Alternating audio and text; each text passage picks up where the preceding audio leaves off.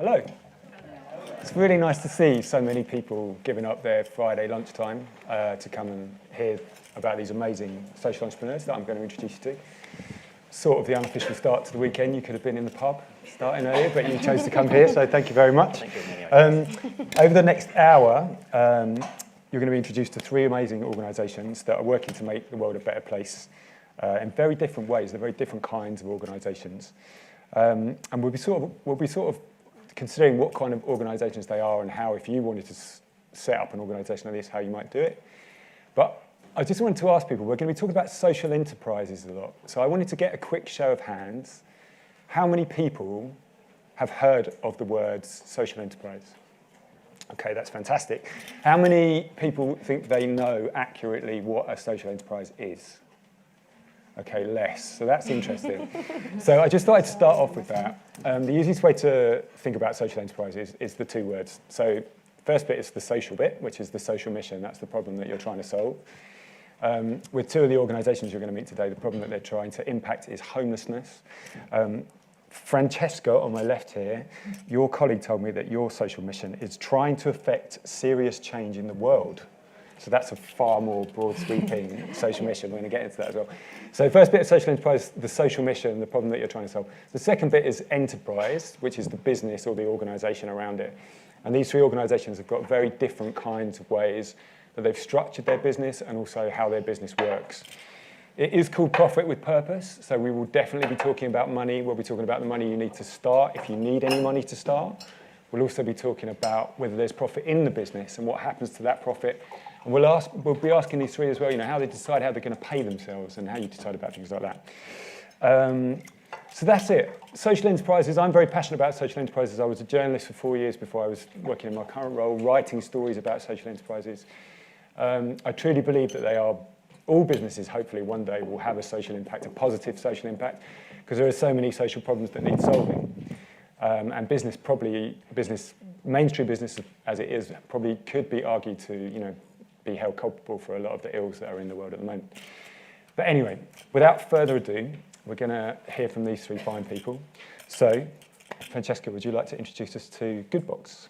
Absolutely. Good afternoon, everyone. Thank you so much for making the time to be here. It's a pleasure to be here. I'm Francesca, and I'm co-founder and managing director of an organisation called GoodBox. GoodBox is a technology company, and it's been set up specifically to help the third sector survive in our ever-increasing cashless society. So non-profits today are still heavily reliant on cash as a major form of income. Yet I'm sure you'll all feel it, particularly living and working in the capital, that people just aren't carrying cash anymore. And for those that rely on it most, it's having a major impact. A House of Lords report recently detailed that they estimate the non-profit sector to be 5 years behind when it comes to digital skills.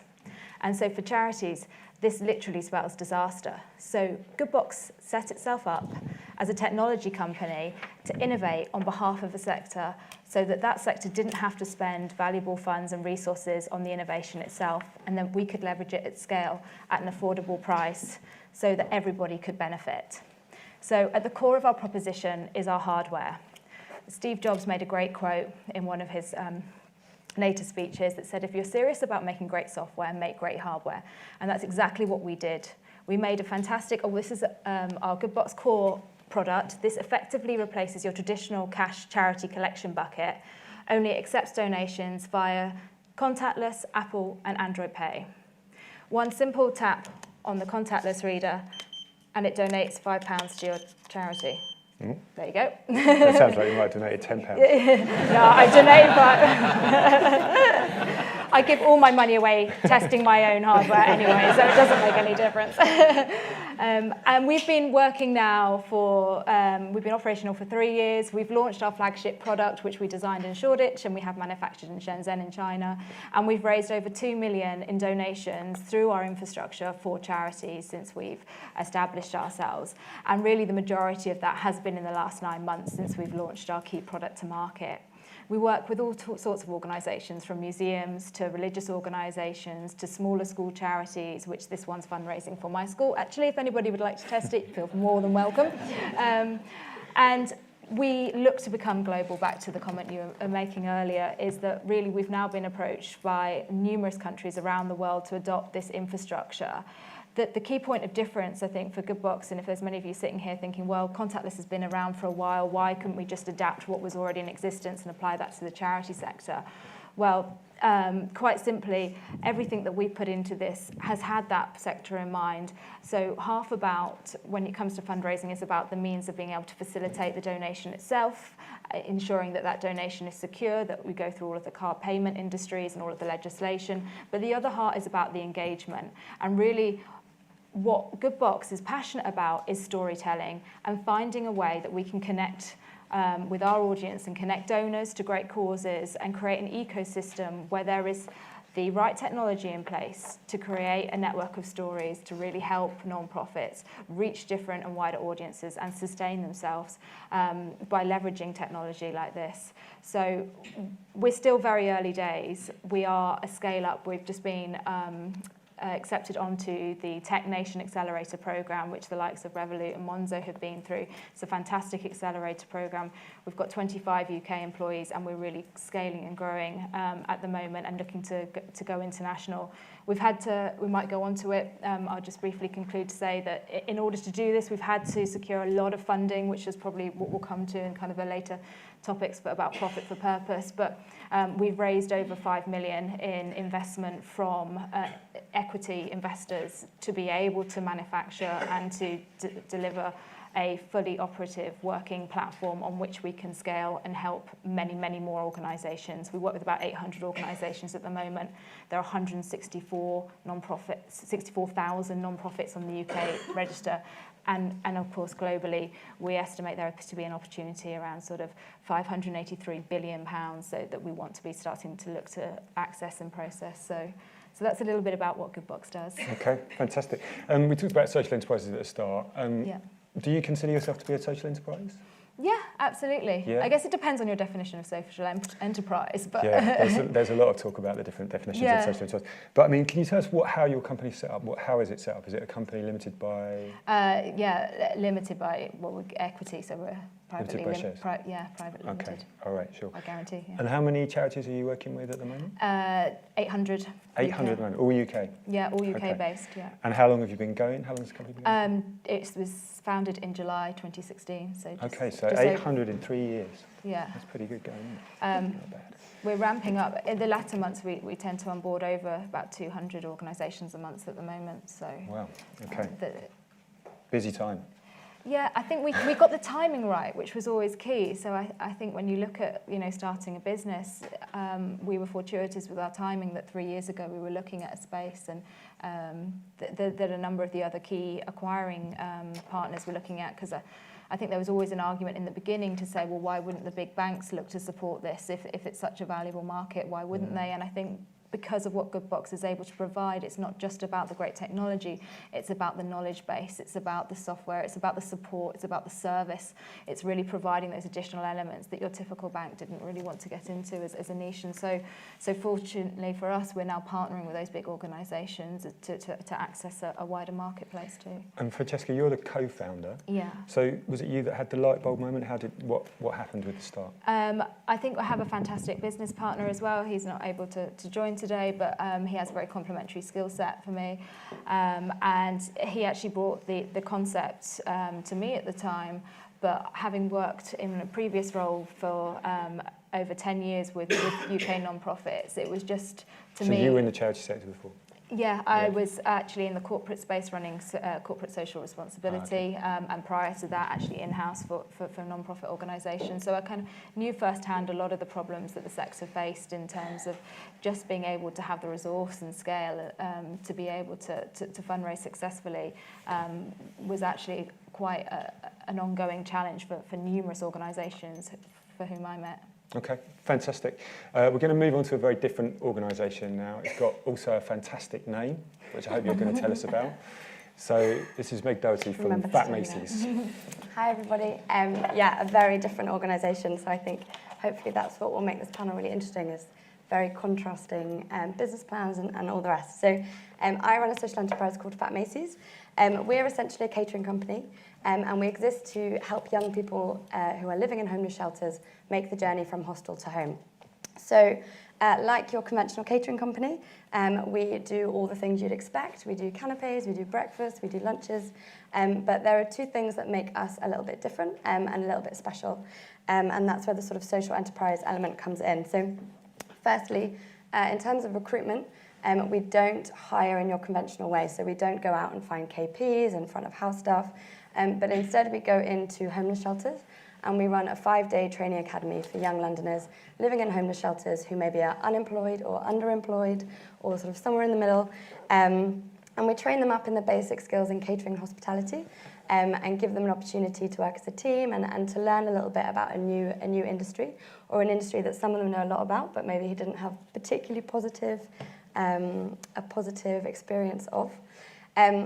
We then, at the end of that program, do a qualification, a level 2 food hygiene. So everyone who completes that program gets a qualification. And then everyone that completes all of that, we offer to do a 200-hour work experience placement in our business. And so if you come to a Fat Macy's event, we have our core staff team who are sort of trained chefs and all the rest. But the majority of the staff we work with are people living in homeless shelters who are on training and learning new skills.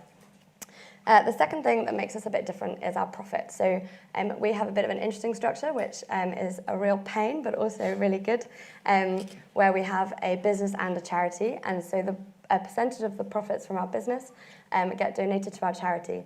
And that makes us different from most social enterprises because the profits that are donated go into a housing deposit fund.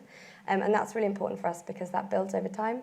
And then at the end of the program, the work experience program, our trainees who are living in homeless shelters are eligible to apply for a housing deposit to allow them to move out of the hostel and into their own home. So the whole model we've created is very much designed to empower young people to go on a very structured journey from hostel to home. So I thought I'd talk a bit about where we came from and where we started, even though I know that's probably going to come up. So I founded Fat Macy's 3.5 years ago, so a similar time, while I was working in a hostel in North London. So I was working in a large 154-bed hostel. I went in there with no experience of homelessness, which was a bit of an interesting experience, but I think one that was really beneficial for me because as part of my job, I was there to do engagement.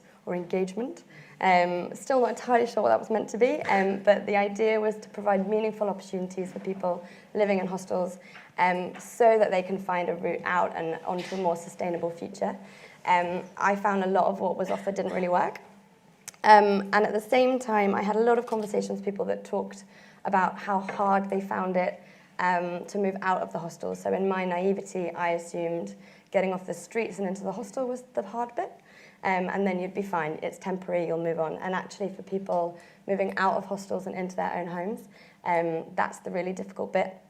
I'll go into it a little bit, but I don't want to bore you because I start talking about benefits and you watch people just switch off. But essentially what happens is hostels are often really, really expensive, and that's something people don't know. So this hostel now costs £316 a week to live in. I mean, I don't know about all of you, but I definitely couldn't afford that. And so what happens is people move into hostels and they have to be on benefits. You have to get full benefits in order to be able to afford it, especially if you're underqualified, especially if you're working on minimum wage. And so you have this system where there's no incentive for anyone to work. There's no incentive for anyone to get a job because as soon as you start working over 16 hours, your benefits are cut. And then you get stuck in this situation where you're paying such unaffordable rates to live in a place you don't want to live. So I almost didn't believe that this was even happening, and I kept talking to people being like, surely you've just misunderstood. There's got to be a better way around it. But the sad fact of the matter is that is how it works. So just to talk a bit about the stats, the average stay in a homeless hostel is 2 years. So temporary accommodation is actually not that temporary.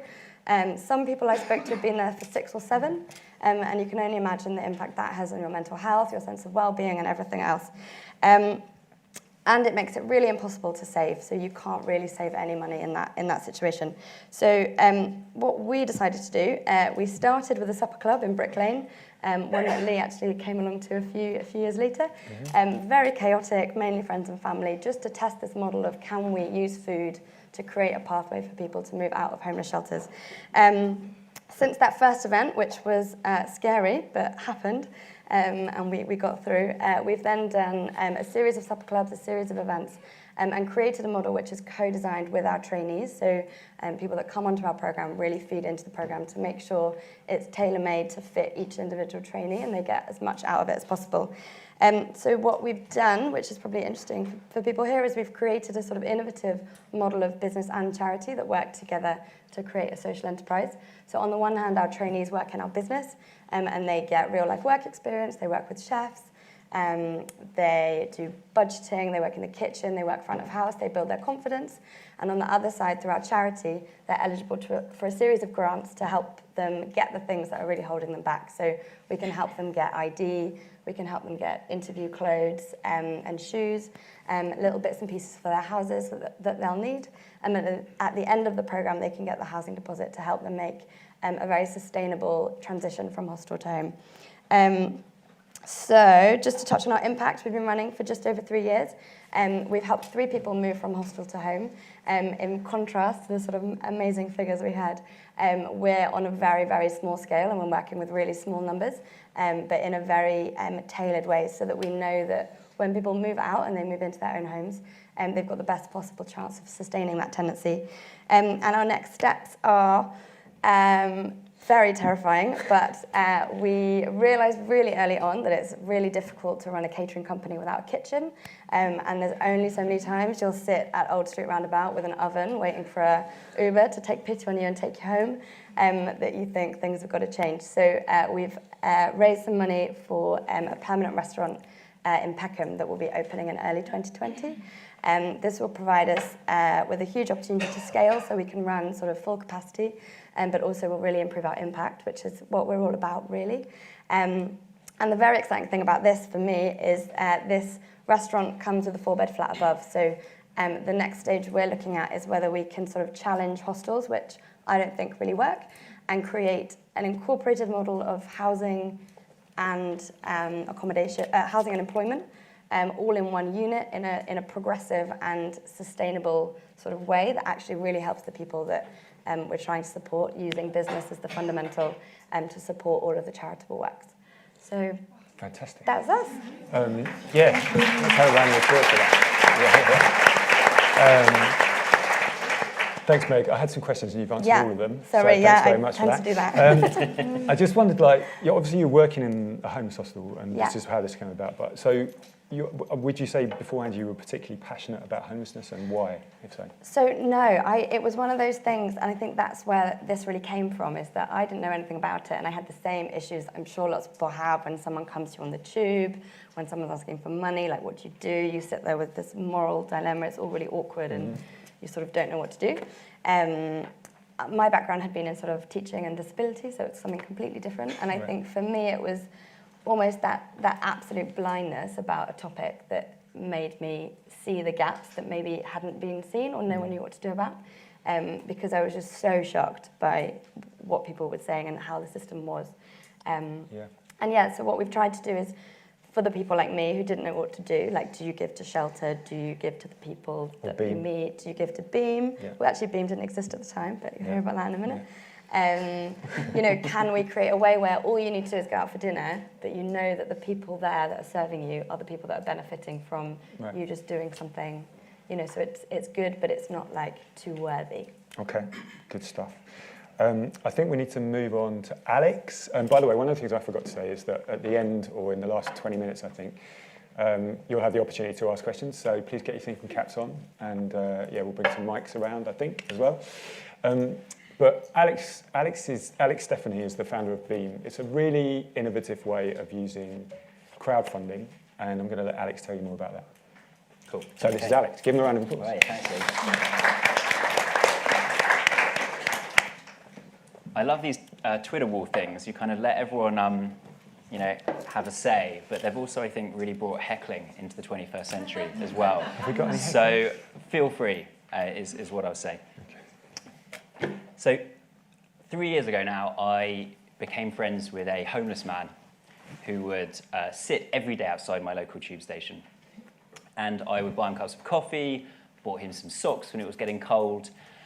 I could see his condition just deteriorating really in front of my eyes.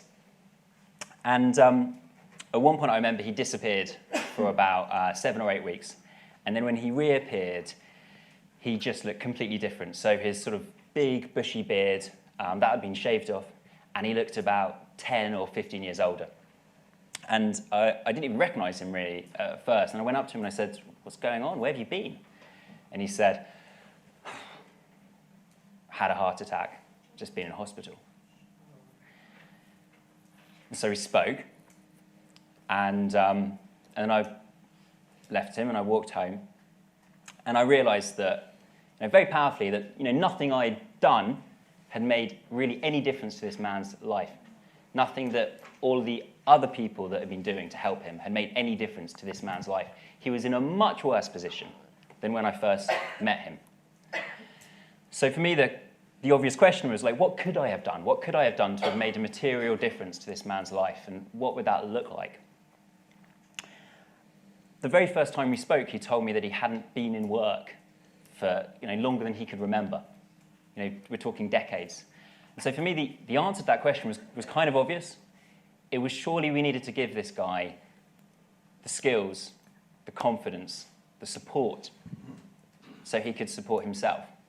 So he could buy himself coffees and socks and 100 other things that we all need in our lives. And sure, maybe that's going to cost more than a coffee, but what if we all chipped in? In the previous business that I ran, we did a crowdfunding campaign that ended up being quite successful. We raised about 5 million euros from thousands of people. So I thought, well, maybe we can just crowdfund training for disadvantaged people and empower them to support themselves.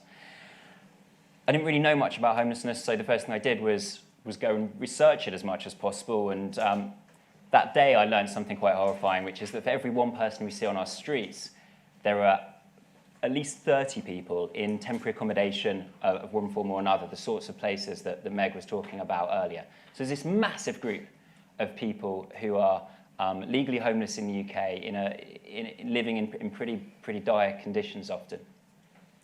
And the next thing I did was I met as many homeless people as I could, and I met people in charities, and I said, look, could we crowdfund training for homeless people? If this is a terrible idea, I really want to know. And some people thought it was quite an interesting idea, and the next thing I knew, I was in a homeless hostel in South London, sat opposite this guy called Tony, and Tony wanted to be an electrician, but he couldn't afford the training. And we spoke, and I explained that I had this concept, this new website, you could be the first person on it, and we're going to raise money for your electrician training. And he really didn't have anything to ask me apart from one time he says, Alex, can I ask a question? I go, yes, Tony, you can ask me anything. He says, I don't understand. Why is anyone going to help me? And I just say, well, I think they will, Tony. I can't promise they will, but I think that there are lots of people who care about them, people like you, and will show that, and will get stuck in and will be on your side, but I can't promise you anything. So he trusted me enough to give it a go, phoned up some journalists. It soon became a pretty major news story, both nationally in the UK, and was covered all over the world. We raised the money, which was the easy bit. It was about £3,000. Tony got his electrician qualification, and today that's him. He's in work for the first time in 21 years, working on commercial development sites in London using his electrician training. And for the last 2 years, we've been building technology to help millions of people like Tony. And this is what it looks like. This is our website at beam.org. Please take a look at some point. Here you can see people who are referred to us by non-profits, charities, also local authorities. And they're all doing different things. And when they're referred to us, we give them a caseworker who does 2 things with them. One, they do a risk assessment with the individual, looking at the different risks in their life, from mental health to substance misuse and others. And the other is they build a personalized career plan for that individual that is really building on their unique strengths and their talents. So let's say look at, is this going to work? Yeah, it does work, great. Sarah, becoming a dental nurse. So this is her campaign that she's put together with her caseworker. There's a story section. There is a budget section which breaks down the costs of this individual's career progression to the nearest pound. We also link out to all these different things. Here are the people that are funding Sarah. This is kind of where the magic happens, because just like Tony, most people come to us with cripplingly low self-esteem, and when people donate, they often leave messages, and that's so important in building up people's confidence. There are then updates that the individual can post, also from their smartphone. There's a timeline, information on the referrer, and so on. I'll show you quickly, we're very transparent as an organization, so we have something called a transparency dashboard. Feel free to nerd out on this page at your leisure. We do. You can see lots of live information here on things like supporters, the donations. There's different ways you can donate. You can donate one-off, you can split your donation, you can donate monthly, and you get allocated a new person each month. Information on the social metrics. So I can see, for example, there are 55 people on this model training right now in London.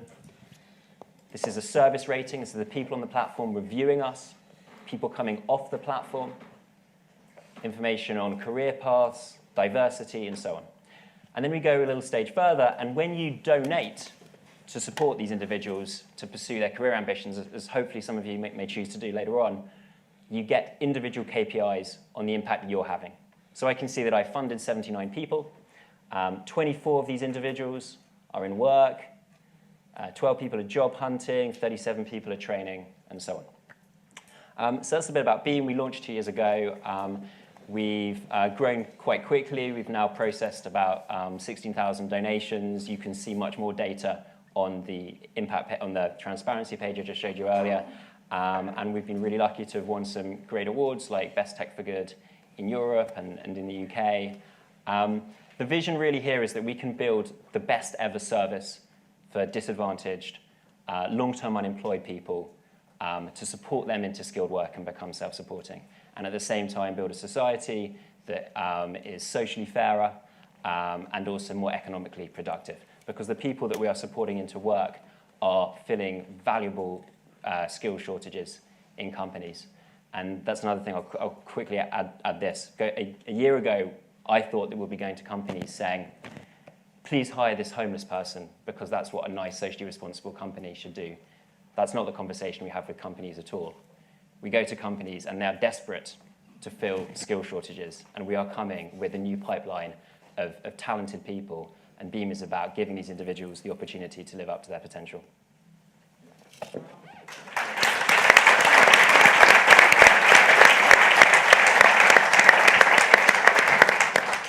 Fantastic. I've just realised if the clock on your computer was right, it's now 1:45. Is that correct? Can anyone let me know that?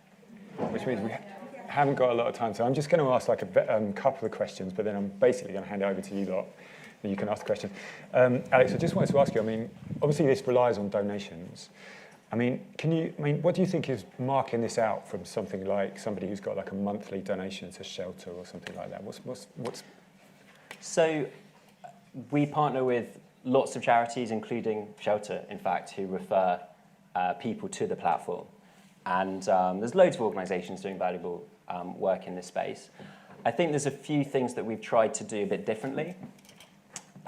So the first is around that transparency. So when you support someone on the BEAM platform, you are not only seeing who it is going to, you are seeing a to-the-pound breakdown of where that money is going. Yeah. The second thing is that it's an incredibly efficient way to give charitably. So it is what we call a 100% giving model. So there is no overhead in that. You can choose, if you like, to add some money to pay for the casework that individual is getting, but you don't need to. You can make a £10 donation or a £100 donation or whatever you want with no overhead whatsoever. So we think that's a kind of attractive thing as well. And one of the things we've also seen is that because you get this one-to-one connection, that's something I think that people crave on both sides. So what we see is that it's very, very empowering for the individual to know that there are, not just an amorphous pot of capital or a state-type entity that is giving the money, but like 157 people whose names they can see, whose messages they can read. But it's also really uplifting, frankly. It's a great and meaningful experience for the people who give. what we see is that when people give, they give often lots and lots of times because they get to see the impact that they're having. They fund someone to become, let's say, a dental nurse, and 7 weeks later they get an email. It's a photo of the individual doing their training. And then a couple of months after that, they get another email, and that individual has started work. And it's that connection, I think, that we offer people. Yeah, I remember when I first heard about BEAM, and I thought the interesting thing about it was it's that quandary that I think we've spoken about, is if you do see someone homeless, how do you help them? And if you do give them money, from me anyway, I was always thinking, well, I hope they spend it on something good for them, but I'm not sure if they will spend it on good for them. And obviously with this, you can see where that money's going, so I think that really makes a difference. I did have questions individually for all of you, but given that time's pressing on, I think we should get to one that you can all join in with, and it's the reason we're here today. It's Startup Day, so we need to know how all of you got going. Francesca, do you want to start? I mean, the things that I'm interested, I suppose, is like once you've had this idea, you know, I think, is it your partner knew about the gadgets? Do you know who's going to build the gadgets? Did you need funding to get going? Can you talk to us all about that? Sure. I think one of the things that I've learned since starting this journey, and something that if I was to reapply it to my former self, would be that actually before you do anything, the most important things are to really think about your business plan, to think about your idea, to really have thought it through, because there is lots. Certainly for our business, we required seed funding, we required capital investment, we were looking to build hardware. There was nowhere we could do this, even conceptually, without any working capital. And so for us, we had to access that capital, and the things that you need to be able to access that are solid business plans, solid numbers, solid visuals of what it is that you're trying to achieve. And I think that will give anybody a great foundation to be able to go out and pitch an idea, even if you've not actually got it in reality. There's plenty of access to capitals, there's plenty of investors out there, and there's plenty of startup networks now in today's age. So that's something. So I'm interested to know, can you share with us how much you needed to get going, how many staff you had, and where you got it from? Yeah, we were fortunate enough to have a seed investor, and I don't want my story to put anybody up. We actually had access to about 600,000, which was quite significant, awesome. And that's not, I wouldn't say that was typical and even required for anybody to achieve their ambitions. I think you can absolutely do stuff on a shoestring budget with the right tools and with the right plan and the right backing. But equally, what I wanted to say is there are those people out there. They do exist. And so certainly for me, it was really important that I've always worked since kind of the age of 16. I've had to be able to afford the day-to-day. And so to be able to leave my full-time role and to be able to cover my childcare costs. Interesting, I saw on some of Alex's budget, the childcare costs, something that's really, really potentially prohibitive.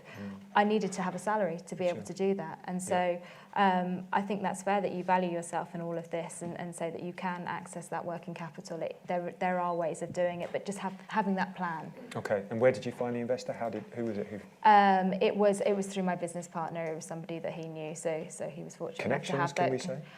I would say connections, okay. Yeah. Right. I mean, you gave me a nice bridge there because you said, you know, you can start with nothing, and I'm going to assume, Meg, that well, tell me, I mean, because, you know, the interesting thing I think about Meg, and I hope she doesn't mind me mentioning it, is there's this idea now of a side hustle. Yeah. So would you say that Fat Macy's was a side hustle to start with? Could you tell us how you got going? Yeah, so to give you the complete opposite story, we started with £500 and did a supper club that, you know, if it was a total flop, it would have been like a really unsuccessful dinner party, and we would have all stopped talking about it and pretended like it didn't happen.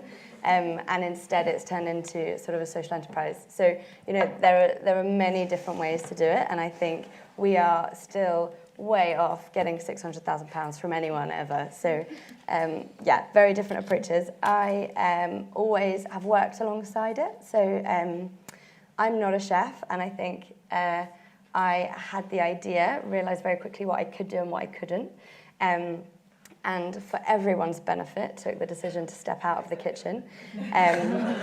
So I've always worked alongside. I currently have a part-time job at Nesta, which is the Innovation Foundation. I'm assistant manager there, and I do mornings. So I do every morning, apart from this one, till about 2, and then I do my afternoons and evenings as Fat Macy's because of a catering. So, you know, we can go on till God knows what time in the morning or evening, depending. But yeah, it's, you know, I get paid from my other jobs. I get paid from Fat Macy's as well, and I think it's really important to value yourself and build in how you need to think about how you can sustain yourself.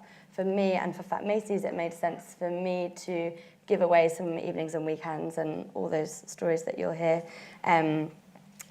while employing chefs who need to be there full time and they need to be running the kitchens, because that's where the money is coming in, and the work I do can sort of happen anytime. I can't believe I've never asked you this question before, but why is it called Fat Macy's? Oh yeah, I always forget to mention. So I am terrible at coming up with names, and was sitting in a hostel with the first 3 people that I basically, a similar story, went to these 3 people and said, I've got this idea, bear with me. I couldn't think of a name. So one of them just said, well, what about Fat Macy's? And we all said, But there was okay. but there was no reason for There it. is, there is a Oh, reason. okay. So the reason he said was that, so Macy is an anagram of YMCA, and we work in a lot of YMCA hostels. So they didn't want it to be like the homeless kitchen or, you know, those kind of things, because that's just a bit rubbish. That's the route I was going down, so I'll take the criticism.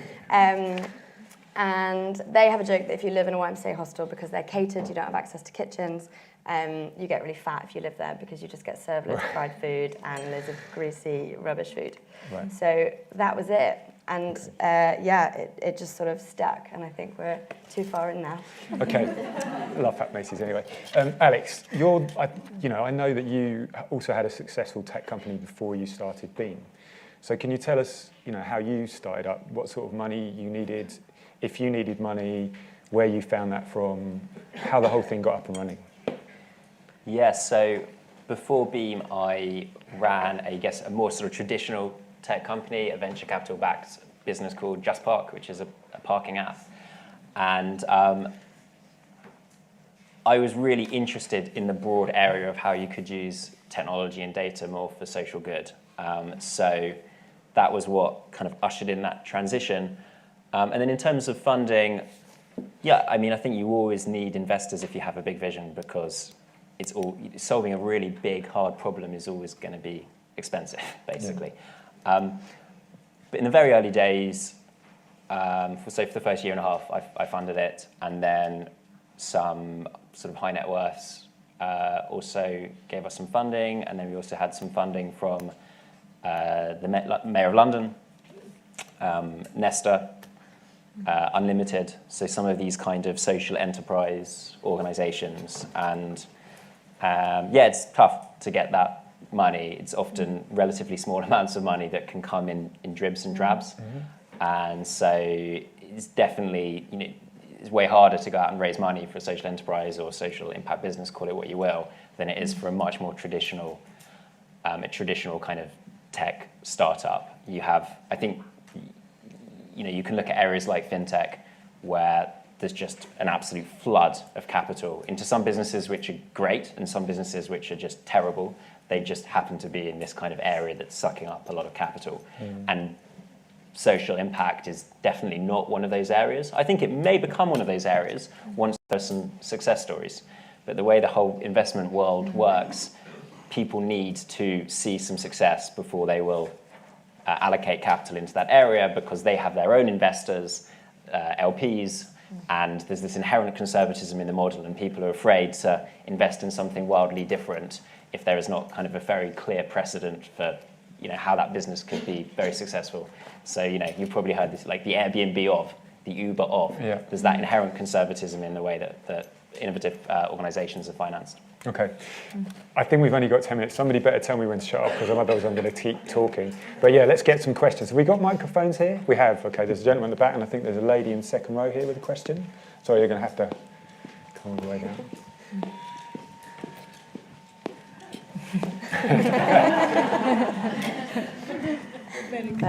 Thank you very much. What's your name? My name is Sundus Tevfik. I'm aspiring, dreaming of setting up a social enterprise. I just wanted to ask you, Alex, the system you set up is to train people and fund them. This existed in the country, councils used to give money to in the job centers. They used to get money for training and starting up whatever they want to do. So if you were if you wanted to be an electrician, you would actually get trained, and they would actually give you money to get your instruments as well, whatever you needed. So that is seized. So that must have been. So what we've seen is that you do have bits and bobs of money that are scattered around. Oh no, they don't exist anymore. Yes, there was this thing at the job centre Yes. that did pay for bits and bobs, and then you have charities that often have, bursary grants. But it's really fragmented and hard. You might have to spend 6 months trying to get £300 from here, and then find that this application form has expired, and then what about your childcare? Well, actually, that's a massive cost, and the cost has changed, and you're also super busy because you're a single mum. And so, what we want to do is just make the experience so much more streamlined. So, What I was going to ask, would you get money from them? You're saying that raising fund is difficult because they used to do it, they don't do it anymore. They could actually give you certain amount of money for you to continue your what you are doing. from the job centre. Job centres, councils. Yeah, we've looked at this. So I mentioned before we have this 100% giving Yeah. model. One of the premises of that 100% giving model is that we can fund our overheads through other means. Okay. And one of the ways that we are generating sustainability into the model is by doing work with local authorities. So we have a few local authority contracts. Job Centre Okay. could be another I see. customer as well. I So see. the idea is that we generate the revenues to run the organisation through providing a service to different customers, whether they are government or companies. And then the consumer, the person on the street, can come in and make a super transparent, efficient donation. Okay. Thank you. We have a question up here by the stairs, and then we'll come to you, madam, after that.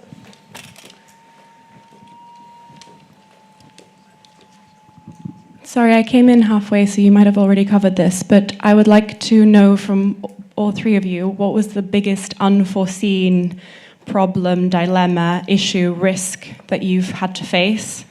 If you're willing to share, I hope you are. I.e., what went wrong, and perhaps you could just summarise what you learnt from it, or how you're still here. Who would like to go first on that? Fran? I can go. Yeah, go on.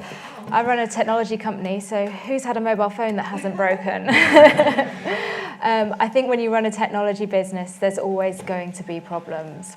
One key moment that one of the biggest hurdles is around the payment regulations and everything that we go through in kind of keeping people's money secure and acquiring the transactions in the background. And we've just got to a stage, heavy negotiations on something called a payment facilitator status, which means that we could do all of our own AML, we could onboard our own clients, so we could fundamentally manage those relationships in the background without having to rely on a bank to okay that that said individual was who they said they were. But it was at that point that the organisation we were working with had a hold from Visa, and they could no longer work with us. And so we had to go through another 6-month process of finding another supportive acquiring partner, which would give us that licence. So that extended our timeline significantly. Right. But to your point, there will always be challenges. But what I found is sometimes challenges happen for a reason, and they just put you on a different path, and down the road you end up in a better place. And today we have a better acquiring partner than we would have had we continued on the original path. So I think there's always challenges. The one thing that I live by is just pure grit and resilience. You just get knocked down so many times, but it's just having the strength to find a way to get back up and just realise it's just business at the day. It's nothing personal. Going back to one of the earlier comments, to really look after yourself in this whole process, it's so important. If you can't do that, if you can't find the time to do that, you'll never be able to grow a massive business. It will be sustainable in the long run. So thank you for your question. I would say most of Fat Macy's has been just a string of errors. And then only by doing that have we realised what it should be. And I think it's sad, but it's true. If you sat and said, yeah, it was all a dream, it's unlikely. And so I think if you look back to the beginning and where we are now, every little thing that went wrong, whether it was sitting at Old Street Station with the oven through to everything else, has been realising what doesn't work and then thinking, right, okay, that didn't work, what can we do to make it better? And I stand by that as the best way to learn. So I learn by doing, And if I sit and write the business plan, I know I need to. But for me, that's not the best way for me to learn how to do it. So yeah, there's been so many. I couldn't even begin to list. But I think that openness and that space to acknowledge what works and what doesn't, and really be honest about what doesn't work is really important. And we're actually doing a 3-year impact report at the moment, and we want to do a whole section about things that didn't work in the background, because you know, it's very easy for us to sit here and say, yeah, everything was great, but actually the things that have made us get here is the things that went wrong, not necessarily the things that went well. So yeah. Good stuff. Alex, anything to add? Probably the biggest challenge we've had is working out how to sell the service to government. So it's actually a really compelling pitch, because we can look at the ongoing costs that the sorts of people we support you know, suck up, I suppose, in terms of public taxpayer funds. And we can say, well, look, they're really huge. We all agree these are huge. Yeah. Pay us this much smaller sum to deliver this service. And you can even pay us only when we're successful, if you like. And then we're all agreed that there's absolutely massive savings. Despite that, it still can be very challenging to work out how you sell into the public sector. At the moment, the focus is primarily on local councils in London. It's just difficult selling to that customer group. There's some fantastic people there, but you can never know who is the right person to be speaking to in a council. What is the process? What is the rules around procurement? And then you have some particularly complex things around, like, where the data is sometimes stored. So for everyone in the public sector, is according to the rules, it would be preferable to store the data somewhere in England, regardless of how securely stored it is, than have it stored somewhere by, you know, say Google, who have an absolutely massive security team. We know the data is much more secure, looked after by Google, than looked after by a small company in the UK, but that's just the politics of it. So, you know, it's working with things like that, and they're, you know, so far so good, I think, selling to the public sector, but it's a new thing for me, and always, I don't know if any of you work in local authorities, always interested in meeting people in local authorities who are keen to push through innovation that will serve disadvantaged people in their areas. I hope that answers your question, Claire. Have we got time for one more? We haven't. I'm so sorry. I think we can stick around afterwards and talk to people, but to come and get these people and come and ask them your questions. Thank you so much for joining us for the Profit with Purpose session.